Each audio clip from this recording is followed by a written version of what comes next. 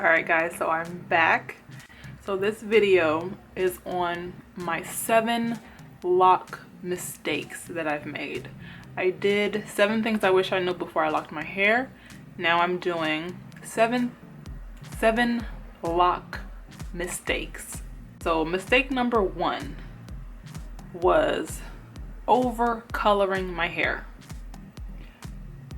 I don't regret coloring my hair because I loved the creativity, but I overdid it, you guys. Like, I wanted a honey blonde at first, so I dyed my hair like 3 times in one day.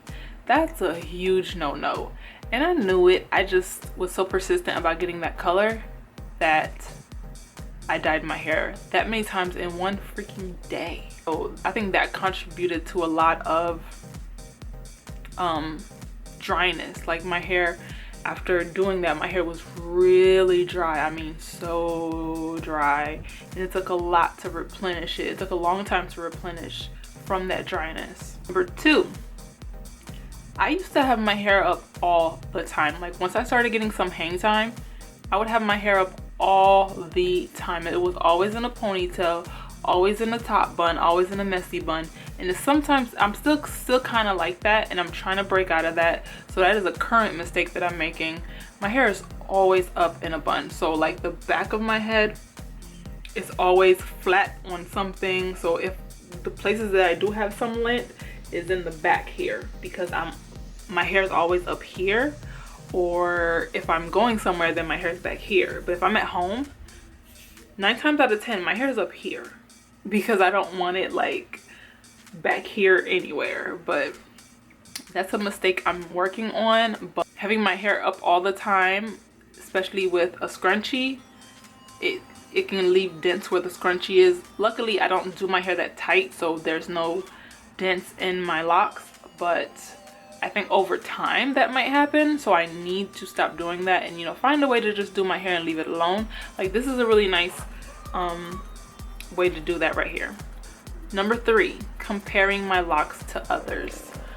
I have serious lock envy for so many of you out there, but it's not healthy to compare my locks to other people, because they don't have my hair type, I don't have their hair type, not the same length, not the same thickness, didn't start the same way, and on a completely different journey. So it's not good to compare your hair to somebody else's. That's a mistake I have made. I no longer make it. I can now see somebody's locks, appreciate the beauty, and just awe over it, and still be in love with mine.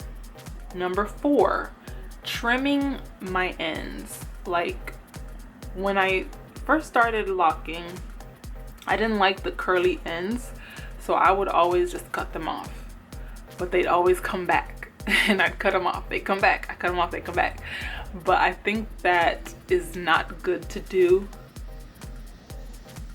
I stopped doing that though. I stopped doing that maybe a year ago, because it's not like loose hair. You're not trimming dead ends, you know. So I don't know why I was doing that, but I no longer do that anymore.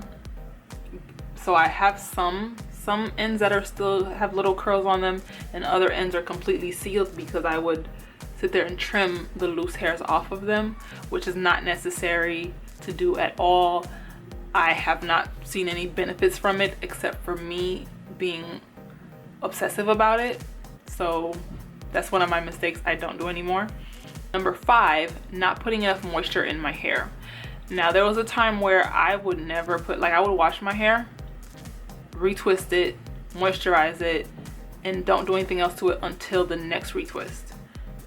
That's a no-no, because your hair, like my hair, will dry out in between those retwists.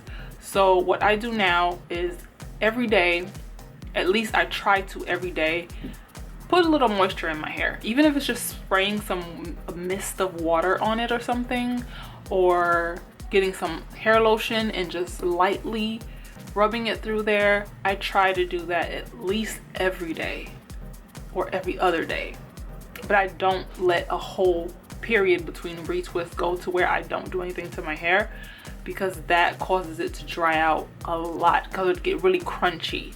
You don't want that. Number 6, the use of gels and waxes. This was one of my biggest mistakes, is letting my loctician start my hair with that black gel and continuing to use it to maintain my hair at home. That stuff stayed in my hair for a good year after I stopped using it. Like, I would just squeeze it out of my locks and see like just white gunk in my hand. So that was a huge mistake, to use gels and waxes on my locks. It might work for some people. Like, I always tell people when I tell them that I don't use gel or anything like that to retwist, I'm not saying everybody should do that. If it works for you and you don't have buildup in your locks, awesome, more power to you. But if it's not working for you and it's causing buildup and your hair is mildewing, all that extra stuff, eliminate it. Like, I could like wash my hair right now, or I could squeeze my lock right now. Nothing comes out of it. I might have a few pieces of lint here and there, but there's no buildup. There's no gunk. Like, I have absolutely no buildup in my locks right now. Maybe some lint, like I said, but as far as buildup, no, because I completely stopped. And it took me, like, I stopped midway through my first year when I realized that stuff's not coming out, boo. It's like, because I washed my hair and I saw the white gunky stuff, and I washed my hair again, it was still there. Washed my hair again, it was still there, and I was freaked out by it. So I stopped using it, and I kept washing my hair like over time, and it was still there, but it diminished over time. By the time I got to halfway through my second year of locking, like, absolutely no buildup. That white gunk was not there whatsoever. And that's what I absolutely love about not using waxes or gels. There's no buildup. My last mistake is not wearing a scarf to bed at night. I still do this because I don't really like a scarf on my head when I sleep. I really like to sleep with my hair wild, but that's a mistake, especially if pillowcase is not satin, or if it's like a cotton pillowcase. That can cause a lot of lint to get into my hair, and if my hair is not clean too, I don't really want my hair directly onto my pillowcase. So yeah, that's one of my other mistakes, and so that makes it 7. But one thing I will say, and that's not really a mistake, is that thin hair is a genetic thing. It's something you're born with. So if you do have thin hair like myself, it's imperative that you accept that you have thin hair, because it took me a while to accept that my hair is just thin, because I would want my locks to look a certain way that they're just not going to, because I have thin hair. Like, you see how I have cornrows going to the back, but you don't see a hump here like you would see with someone who has normal to thick hair. You'll see a hump of the braid. You don't see that. My braids are flat to my head because my hair is thin, which I guess is a pro of having thin hair. But so those are my 7 lock mistakes I wanted to share with you guys. Thanks for watching.